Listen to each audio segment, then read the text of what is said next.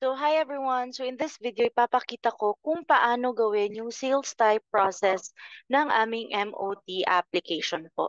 So, first po is alamin muna natin what is sales type and para saan po ba siya.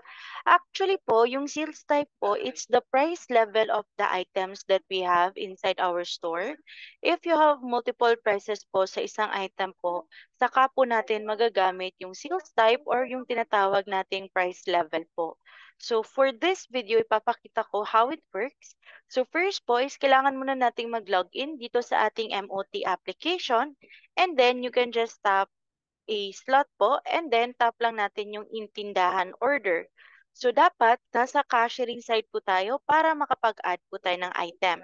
So here below, tap ko lang po yung items and then I am going to select a category and then select lang ako ng items na gusto kong piliin. So in my end, let's say si Coke yung pipiliin ko. Now, you can actually see here yung price level. Click ko lang yung drop down arrow and for this example po, I actually have three price level for this item. I have my retail price, I also have my wholesale price, and I also have my employee price po.